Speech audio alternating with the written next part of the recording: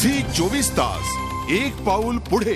ब्रेकनंतर स्वागत। मी जातो वायपी सिंग यांच्याकडे। वायपी सिंग, काय सांगाल, ढोबळेंवर झालेली ही कारवाई हे सारे जण राजकीय नाही म्हणत असले तरी तुमच्या दृष्टीने याचं नेमकं स्वरूप काय आहे?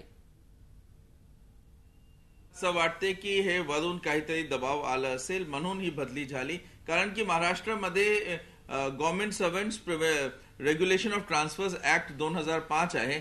त्यामध्ये अशी तरतूद आहे की कुठलाही ऑफिसर एका पदामध्ये 3 वर्ष पर्यंत राहतात आणि 3 वर्षाच्या आधी जर त्यांची बदली करायची असेल मग त्याची एक लांब प्रक्रिया असते आणि त्या प्रक्रियेच्या अनुषंगे एक ठोस कारण सांगावं लागते आणि तशा कारण जे आहे बदली करणारा जे सक्षम अधिकारी आहे त्याचे वरचे अधिकारीला पटलं पाहिजे आणि त्यांची पूर्व मंजुरी पाहिजे आणि तसं नसून जर ट्रान्सफर झालं हे गैरकायदेशीर असते। ढोबळेचा ट्रान्सफर एकदा नाही 2दा झालेला आहे। सुरुवातीला जेव्हा त्यांनी मुंबईमध्ये कडक कारवाई केली लेडीज बार आणि इतर नाईट क्लब्स मध्ये, तेव्हा त्यांचा ट्रान्सफर करण्यात आला आणि आता वकोला येथे त्यांनी जेव्हा एक हॉकर्सचा एक प्रकारचं एक संघटन होतं जे गैरकायदेशीर कृत्य करत होता सुप्रीम कोर्टाच्या आदेशाच्या विरोधाने। नक्कीच वायपी तुमचा मुद्दा बरोबर आहे। हाच मुद्दा घेऊन जातोय मी शेलार यांच्याकडे। शेलार, आपण आताच पाहिलं की प्रशासकीय अधिकाऱ्यात काम करत असताना नेहमीच त्याची कर्तव्य दक्षता ही त्याला मारक ठरते, हा वर्ण आलेला दबाव असं थेट म्हणतायत। तुमचं यावर काय म्हणणं आहे? अजिबात नाही, उलट मुंबई नगरीचे कमिशनर ऑफ पोलीस यांनी ती ऍक्शन घेतलेली आहे। त्याच्या पाठीमागे कसलाही राजकीय हेतू नाही हे मी परत सांगतो। आणि या बाबतीत मी तुम्हाला मगाशीच सांगितलं की युतीच्या मधले जे सहभागी भारतीय जनता पार्टी त्यांचे मुंबईचे अध्यक्ष राज पुरोहित तेही त्या ठिकाणी होते। ते तर उलट म्हणत होते की एसीपी वसंत ढोबळे यांना सस्पेंड करा। म्हणजे याच्या पाठीमागे कुठेही काँग्रेसचं दबावाचं राजकारण नाही, काही नाही।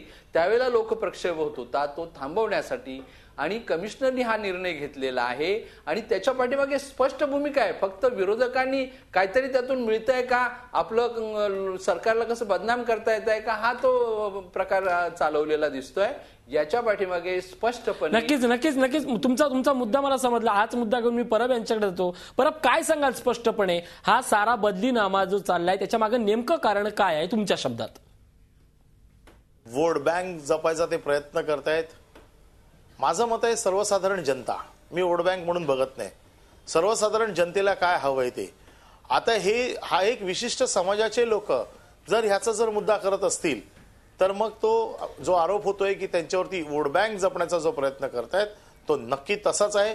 वोट बँक जपण्याचा प्रयत्न करतायत त्याच्यासाठी बाकीच्या लोकांना बिलकुल त्रास झाला तरी चालेल, परंतु आमची वोट बँक मजबूत राहिली पाहिजे आणि त्यासाठी आम्ही कुठल्याही टोकाला जाऊ हे नक्कीच। वोट बँक हा शब्द या ठिकाणी आलाय। शेलार, काय सांगाल, हे वोट बँक जपण्यासाठी होत आहे का आणि जरी होत असेल तरी याचं समर्थन देता येईल का? काय सांगाल?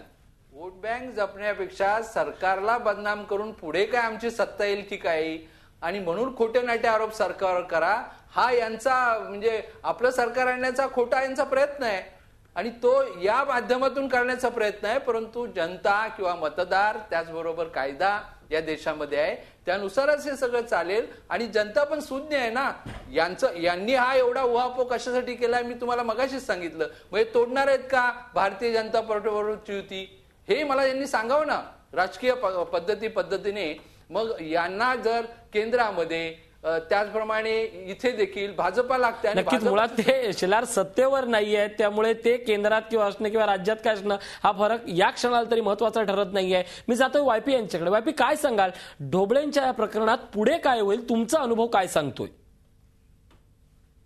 मला तर असं वाटतंय की याच्यात जे प्रशासन आहे त्यांना एक प्रकारची त्यांची शिकस्त होणार शेवटला, कारण की सत्याची विजय होतात आणि ह्या केसमध्ये जे गैरकायदेशीर कृत्य घडलेलं आहे आज नाही तर उद्या हा प्रकरण नक्की न्यायालयाकडे जाणार आणि जेव्हा न्यायालयीन एक प्रकारची याच्यात एक छाननी होईल कागदपत्राची आणि जेव्हा आढळून येणार की याच्यात नेमकं कायद्याचं उल्लंघन झालेलं आहे, मग न्यायालयीन प्रक्रिया नक्कीच कायद्याचं उल्लंघन झालेलं आहे आणि त्यावेळी येणारं सत्य हे आपल्या सगळ्यांच्या समोर असेल.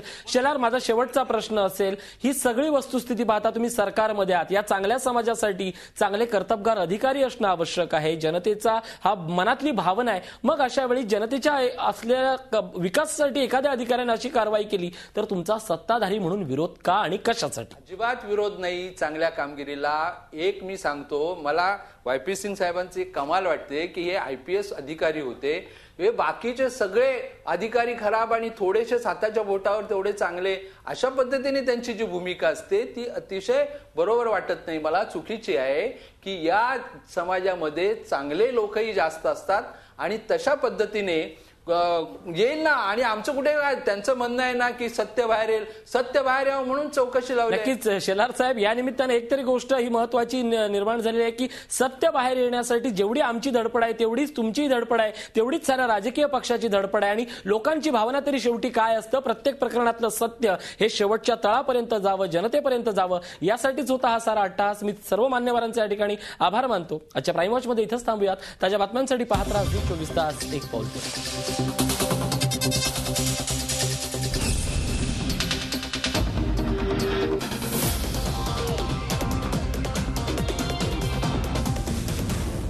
झी 24 तास, एक पाऊल पुढे.